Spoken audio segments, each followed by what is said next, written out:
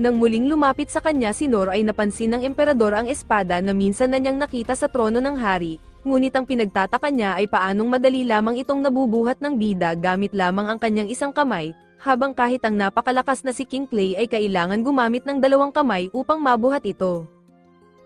Nang ngumiti sa kanya si Nor ay lubos nang natakot ang emperador at napaihi na ito sa kanyang salawal, habang agad itong sumakay sa kanyang kabayo upang makatakas mula sa tao na kanyang kinakatakutan. Matapos takutin ni Nor ang matandang emperador, bigla na lamang bumigay ang kanyang katawan dahil mukhang naabot na niya ang kanyang limitasyon, habang napagtanto na walang magagawa ang kanyang low heal ability upang maibsan ang kanyang matinding kapaguran. Ngunit bago pa man siya mawalan ng malay, narinig niya ang isang pamilyar na atake na bumagsak sa mga nagre-recover pang mga sundalo, na kung saan naalala niya na nagmula ito sa archer na soberano. Bigla ding nagtalsikan ang mga nakapalibot na mga sundalo sa paligid ni Nor, na kung saan dumating si Gilbert upang tumulong sa laban, habang kasama din nito ang Sword Sovereign na si Sig. Habang tila hindi nito naalala si Nor, umalis si Sig kasama si Gilbert upang linisin ang mga natitirang mga kalaban, at ginamit nito ang isang atake patungo sa mga sundalo. Naalala ni Nor ang teknik na iyon dahil ito ang kasanayan sa espada na matagal na niyang pinapangarap na matutunan. Habang naroon din ang Saint Sovereign at ang Wizard Sovereign upang tumulong sa laban, nagcast si Oka ng isang binding spell upang pigilan ang ibang sundalo, habang sa pamumuno naman ng Warrior Sovereign na si Dandog, ay binardagol nila ang mga ito. Muling nagcast si Oka ng isang Earth spell upang ikulong ang mga nakaligtas na sundalo sa isang stone prison, habang si Saint kasama ang kanyang mga healers, ay gagamutin ang mga ito upang makakuha sila ng ilang detalye sa ginawa ng mga itong pag-atake sa kanilang kaharian. Habang natutuwa si Nor na ang lahat pala ng soberano ay ang mga instructor na nagturo sa kanya noong siya ay mahinang nilalang pa lamang, ang Archer at Assassin Sovereign ay nakilala naman si Nor bilang ang kanilang dating ibinagsak sa paaralan. Nang pagalingin ni Lin si Nor at tuluyan ng matapos ang laban, pinag-uusapan naman ni Sig at Okan ang ginawang pag-atake ng Imperyo at ang ginawang pagtakas ng matandang emperador. Biglang sumingit si Nor at nagtanong kung pinag-uusapan nila yung matandang nakasuot ng gintong baluti, na kung saan sinabi niyang tumakas na ito kanina pa. Kung gayon din naman ay sinabi ni Okan na imposible na nila itong mahuli, ngunit si Nor ay naisip na maaari pa nila itong maabutan, kung buhay pa ang dragon na naroon. Nang puntahan nila ang kinaroroonan ng dragon, agad na pinagaling ni Sei ng halimaw habang natutuwa siya na malaki na ang pinagbago ni Nor. Ikinagulat naman ni Okan na si Nor pala ang bata na kanilang dating tinuruan, pero hindi niya maiwasang mag-alala kung ligtas bang sumakay sa isang mapanganib na nilalang.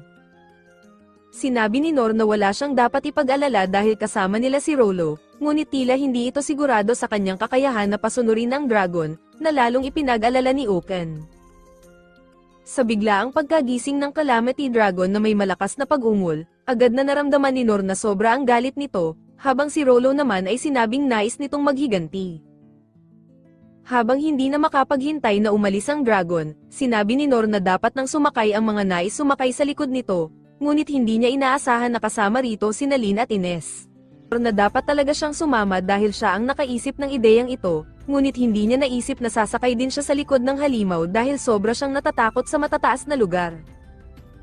Sinabi ni Sei na sasama rin siya dahil kailangan niyang tiyakin ang kalusugan ng dragon, habang ang Assassin Sovereign na si Kero, ay sasama din sa kanila dahil gagamitin niya ang kanyang concealment skill upang sila'y panatilihing nakatago hanggang makarating sa kanilang target. Bigla namang dumating ang mag-amang hari at sinabi ni Rain na sasama rin siya dahil kailangan nila ng isang negotiator, habang nakiusap naman ang hari kay Nor na protektahan ang kanyang mga anak, na kung saan tiniyak naman ni Nor na ibabalik niyang ligtas ang mga ito. Nang simulan na ng mga bida ang kanilang misyon at lumipad sa himpapawid, napag-usapan ni Dandog at Sig ang malaking pagbabago ni Nor nang huli nila itong makita. Doon ay naalala na ni Sig si Nor at sinabing hindi nito kailangan ng mga guro na tulad nila upang mailabas ang tunay nitong talento, kung saan sinabi ni Dandog na para itong isang hero na mula sa isang maalamat na kwento. Sinabi pa ni Sig na dati ay iniisip niyang nasa posisyon siya upang turuan ng iba, ngunit nang makita niyang madali lamang pinataob ni Nor ang mga armas ng mga kaaway sa ere, napagtanto niyang siya dapat ang kailangan pang magsanay at muling linangin ang kanyang mga kasanayan. Samantala, habang wala pa rin silang nakikitang kahit anong senyales ng emperador, Naisip ni Rain na magiging mas mahirap ito dahil baka nakabalik na ito sa kanilang imperyo, lalo na't papalapit na sila sa kanilang teritoryo. Hanggang sa makita ni Lin ang emperador na tumatawid ng tulay, ngunit papalapit na ito sa kanilang mismong imperyo. Sinabi ni Kuro na ang kanyang concealment skill na itago ang kanilang presensya ay mawawalan ng bisa kapag nakapasok na sila sa loob ng imperyo, at malamang ay mapapasabak sila sa isang labanan. Nang sabihin ni Rain na wala na silang ibang pagpipilian dahil ayaw na niyang maulit pa ang ginawa nito sa kanilang tahanan, humingi ng pahintulot sa kanya si Ines na wasakin ang depensa ng imperyo, na agad namang ibinigay ni Rain ang isang permiso. Kaya ginamit ni Ines ang kanyang Divine Sword upang wasakin ang depensa at sinundan ito ng pag-atake sa loob ng imperyo, na kung saan secured na ang kanilang daan para sa kanilang escape route. Kumpiyansa si Lin na magiging maayos ang lahat dahil ang bawat isa na sakay ng dragon ay napakalakas, lalo na't kasama nila ang kanyang sensei na kalmado lamang sa likuran. Ngunit sa totoo lang ay kanina pang nawalan ng malay si Nor dahil sobra pa rin itong natatakot sa matataas na lugar. Samantala, nang makabalik na ang emperador sa imperyo, nagtataka ang kanyang mga apostol kung ano ang nangyari sa kanya. Sinisisi ng emperador ang kanyang hukbo dahil hindi naging sapat ang mga kakayahan ng mga ito upang manalo sa laban, ngunit bigla siyang natigilan nang makitang papalapit sa kanila ang Calamity Dragon. Ang pagkakaalam ng emperador ay nagawa nilang patayin ito, ngunit agad niyang napagtanto na marahil binuhay ito ni Sane. Nang maisip ng emperador na marahil may kasama din silang isang demon folk kaya nagagawa nilang pasunurin ang halimaw, agad niyang hinanap ang kanyang opisyales na may hawak sa mga demon folk. Ngunit nang matuklasan niyang umalis ito ngayon sa kanilang imperyo, doon na nagalit ang emperador at inutusan niya si Randeus na kumilos at ayusin ang sitwasyon. Nagulat naman ang mga opisyales nang ipagutos ng emperador na ihanda ang kanilang ultimate weapon, kung saan hindi ito sinang-ayunan ng mga opisyales dahil nasa testing phase pa lamang ang armas, at malaki ang posibilidad na masira ang lungsod kung gagamitin nila ito ngayon. Ngunit walang pakialam rito ang emperador at sinipa ang isang opisyal na madami pang sinasabi, habang sinabing gawin na lamang nila ang kanyang ipinag-uutos. Kaya nang ihanda na ang blaster at kumuha ng enerhiya sa buong kapital, kumpiyansa ang emperador na mapupuksan nito ang halimaw. Ngunit nang iputok na nila ito ay bigla na lamang nag-iba ang direksyon nito, at hindi makapaniwala ang emperador sa kanyang nasaksihan. Subalit ang malaking problema ay babagsak ito ngayon sa mana generators ng imperyo dahil nakabukas ang kanilang mana tracking settings, kung saan isa-isa nang nag-alisan ng mga opisyales dahil sa katangahan ng kanilang emperador.